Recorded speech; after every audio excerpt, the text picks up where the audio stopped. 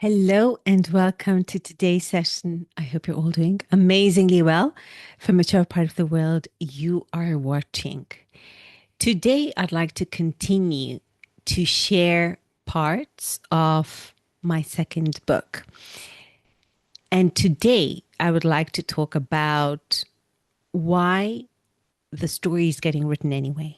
So, if you are the owner of a boutique hotel, it's important to know whether you choose to write the story of whatever you are creating or what you've created.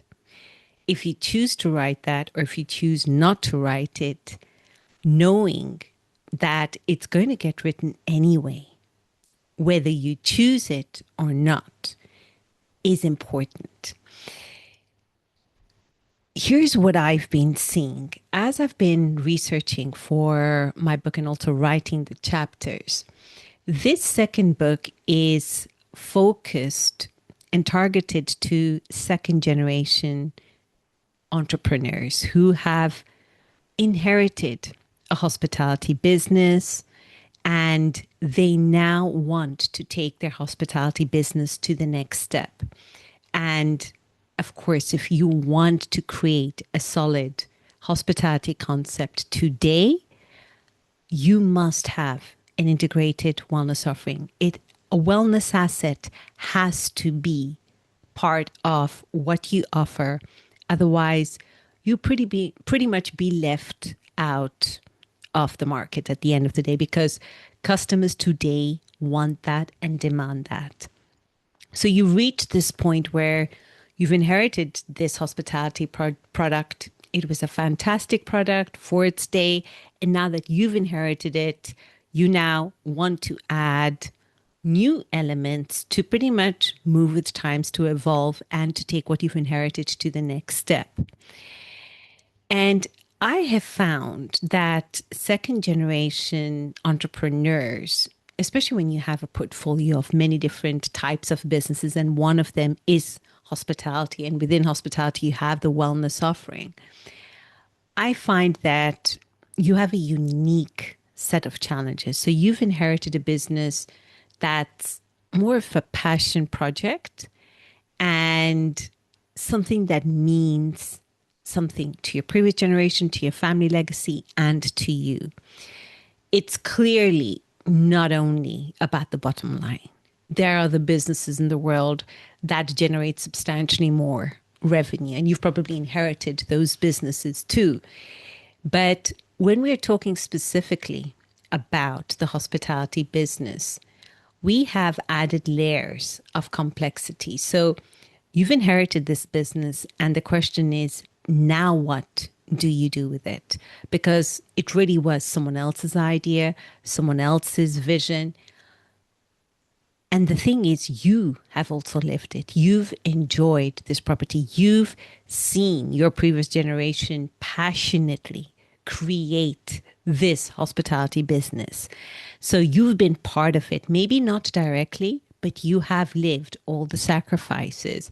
You have, well, the good moments. You have lived the hard moments. You've also lived the moments where you've had, fires to put out. You've lived them all. And now it's your turn to take over the baton. And these last few weeks, I've been talking about how it is important for you as the owner of your business to step into the person who can actually have the vision of whatever world they're trying to create with the hospitality product, and also build that capacity to hold the vision for whatever you have. And as I mentioned last week, success of wellness depends on two things. First, how you've designed it. So, and secondly, how you're looking after it. So how you steward it, how you manage it. You can have the most brilliant team on the planet, the best facilities. But if you have designed your wellness concept poorly or not in the right manner for your particular property, no matter how ninja your team or amazing your facilities or deep your pockets, that wellness offering will never ever succeed. When something has been poorly designed, it'll always be poorly designed.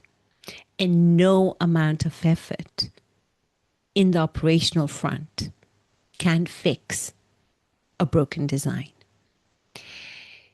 That said, you can have the best concept in the world, a really winning concept, and you've put together the right people, you've created the right concept, the right facilities, you're reaching out to the right people. But if you hand what you've created to the wrong people, and when I say wrong people, the people who cannot manage your concept, who cannot steward what has been created, you will not have enduring success with wellness. And if you don't have enduring success with wellness, it is very difficult for your hospitality project to remain relevant. Now, like with any business out there, apart from the two obvious, how you design it and how you steward it, success in any form of business will never ever outperform the vision you have for it or the capacity you have to actually build and hold that vision, to see that vision past the finish line. So ultimately, your cap is the size of your vision and your capacity to hold it. So a few weeks ago, I talked about the impossible idea. So the ripple effect of having an impossible idea. And I talked about the hanging swimming pool that my dad told this owner of a hotel that, of course, I will deliver it for you. And just the craziness, it doesn't matter how the swimming pool looked. It's just getting everyone and rallying everyone to your impossible idea. What that had actually unpacked, the ripple effect. Now, it was my dad spearheading all that initiative. But me, 5 decades down the line, I still remember it.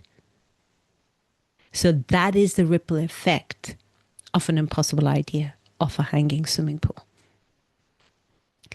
And then the week after, I talked about once you've given yourself the permission to have that impossible, to have that crazy idea, to really go off the playbook. Now, I'm not saying be completely unreasonable and, something that clearly is out of the park. Because sometimes, a crazy idea always does work. A very, very crazy idea does also work. The idea is once you've had that impossible idea, once you know what it is, you then have to step into the role of becoming the architect. The architect, figuratively speaking, who is designing the world, the new world that you want to create from the world that you have inherited. So really putting in the pillars. So not just having a hotel, but creating a world in of itself where your property becomes a destination in of itself. And I talked about how one of my clients here in Spain, how they actually built and had very clearly the world they wanted. And eventually the market caught up with them. And they managed to get their estate, have their own denomination of region for the wines they were producing. Now, that did not happen overnight. That took a couple of decades.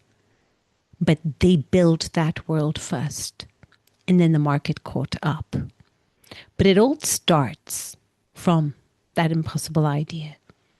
And then you stepping in to architect that world based on that impossible idea. And once you've given yourself that permission to let go of hanging on with your dear life to the past, or literally mummifying what was created instead of evolving it, the next stages are all about curating that future you want to create. And last week I talked about identifying the artists. So, just as important as your vision, the size of your vision, is also your capacity to hold that vision. You have to build that vision and you also have to hold it, especially when things don't turn out the way you expect them to turn out.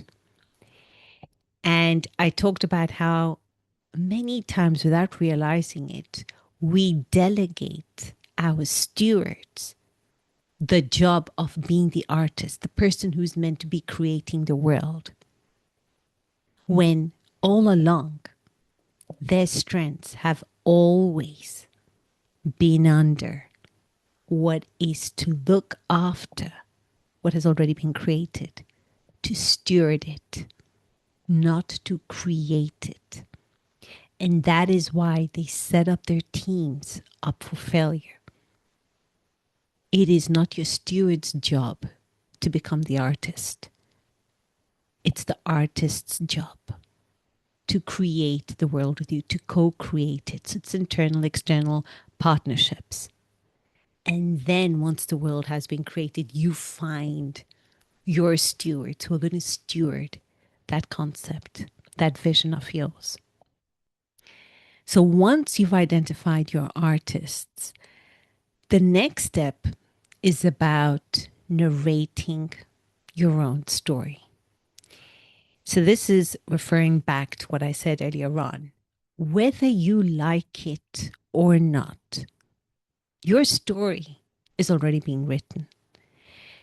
So every decision you make or you choose not to make has a consequence. Every person you hire, every piece of furniture you put, every single thing you build, every pricing strategy you approve, every conflict you try to avoid, every partnership you sign, everything has a consequence. And every little thing that has that consequence has a sentence. There is a story being written about it. Now, the question is whether you want to be the person who is intentionally writing that story, or do you want that story just to be written for you and you let the story happen to you? And here's where I see many boutique hotel owners struggle, because they don't come from this part of the world. They don't want to have to write their story. They want to stay as subtle, discreet, and hidden behind the shadows as possible. And I get that. But the thing is, once you choose to dream big, once you choose to create something that has not been created, you are making ripples. A story is being written. You are being seen even when you think you aren't. So you might as well write the story first. Be the person who's writing that story. And another important thing about being the person who's narrating their own story, writing it intentionally before the world has even been created, is that it helps you stay with your vision. It's easy to stay with your vision when things are going well. It's a lot harder when things aren't going quite how you expected it to. And that's many times. That's just entrepreneurship. That's what we sign up for. So when you're intentionally writing your story from the beginning, not even knowing what it's going to pan out, how it's going to pan out, that really helps you. Just anchor yourself. It brings you back on course. It's the story you've chosen, and it's the story you've written. Now, nothing is written in stone. You can't change things. But it is better to consciously change your story than to have someone else write it for you. And while I was researching for today's session, I read about this amazing hotelier. And she did not come from the hotel background. She actually was born to two lawyers. And her name is Meryanne Loum-Martin. And she has such a fascinating background. So she's half Senegalese, half West Indies. So she's lived in Paris, London, Moscow. She's lived the whole world. And she finally settled in Morocco, where she set up her own boutique hotel, Jnane Tamsna. Now, I certainly hope I've not butchered the name. I'll be trying to. It's Jnane Tamsna. And when I read her story, so she was the first Black lady in Morocco to set up, to be the first hotelier. And what she created has been truly commendable. She went in with audacity. She went in with a very clear vision. She was not a hotelier. And she literally wrote her own story before it was unfolding, or as it was unfolding. I mean, she literally wrote a book on what she was creating. And she literally put it in words, what she was creating.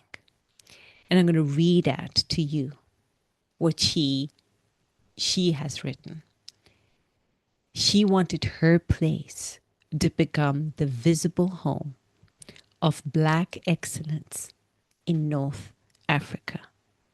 So she wanted Jnane Tamsna to be that visible home of Black excellence in North Africa.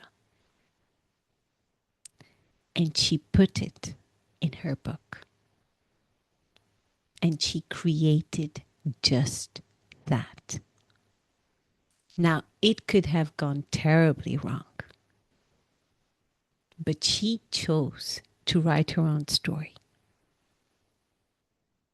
even when it was not clear, despite all the challenges she was encountering when she was building her hotel in a country that wasn't even hers. A nomad at heart. She's actually created that visible home of Black excellence in North Africa. So I'm just, thinking these last couple of podcasts, I've used stories of amazing ladies. So Zita Cobb from the Fogo Island Inn and Meryanne Loum-Martin from Jnane Tamsna. These are women who chose to write this story. They surrounded themselves with the right people, the right artists. And they wrote this story, the story they wanted to write. And even, I'm sure, as they were writing it, they did not even think that it would turn out to be the way it has turned out. But they chose to write the story. So what I'm telling you, you already know as a boutique hotel owner that you already have the story inside you. So the question is, why don't many boutique hotel owners actually write that story? And here are three things like, I've kind of observed over the years that boutique hotel owners do. And the first one is you hand or delegate the writing of the story to a branding agency. So you think that the branding agency is the expert. They will pull out all the important things in your story. They're the professionals. They'll make it look amazing. And yes, it is the branding agency's job to do that. That said, they always need a brief from you. You are the one who needs to tell them what matters to you. You are the one who needs to put the spotlight on what you want to share with the world, on the story you want to write, how you want things to be, the challenges that you want to share, the triumphs that you want to share, the lessons you want to share, the message you want to convey. That will never, ever be done by a branding agency. They can only take your words and the importance you put on those words and make them powerful. But output flows from input. Whatever you put in, you will get out. And no branding agency can know what stories you want to highlight. So I strongly recommend that you put aside the time. Now, it doesn't need to be in flowery language, but it has to be you, the person who owns your story and tells it exactly the way you want it to be told.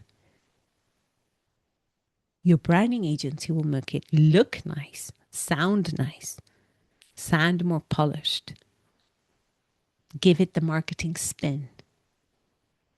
But the story has to be yours. Branding agency will never, ever give that to you. No matter how many times they interview you or your loved ones and your team members, it'll never happen. And the second thing I see many boutique hotel owners do is that they end up borrowing the story from the past. So whatever story has been told or has been passed down of what the previous generation had created, they automatically think that they're the custodian of that story. And that is the story that has to be taken on. And if they change that story, they're disrespecting the past.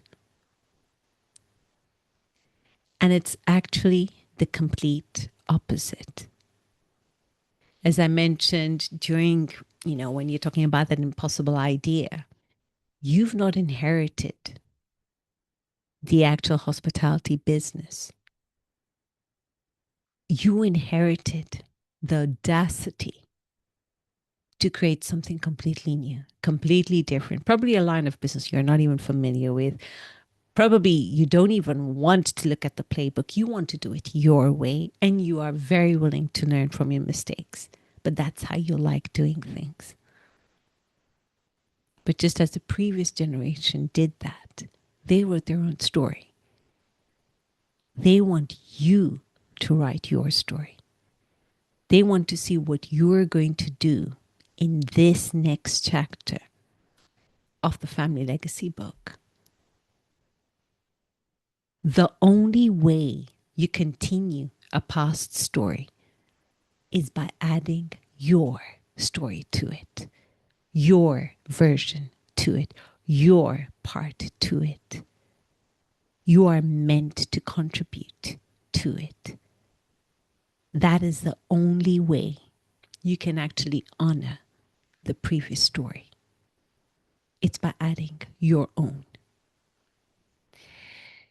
And here's the last thing I see what happens with boutique hotel owners when they kind of hesitate to write their own story is this lack of proof of concept. It's like you still don't know how things are going to unravel.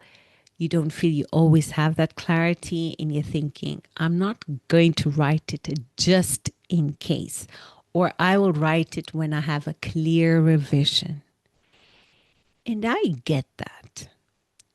But here's the thing, the story is getting written either way. So while you choose to wait for certainty, while you choose to wait for clarity, the story is already being written. Your choice to not write and wait is also being written. So you might as well just write something, even if you have to change it, even if you have to pivot. There is absolutely nothing wrong with that. In fact, that is how many stories are unveiled. It brings the suspense in, and you allow people to be part of that suspense as you're writing your story. Because sometimes you don't know what's going to unfold tomorrow. You can have an idea, you probably have a direction, you probably have a deep desire, but you have to write that story down.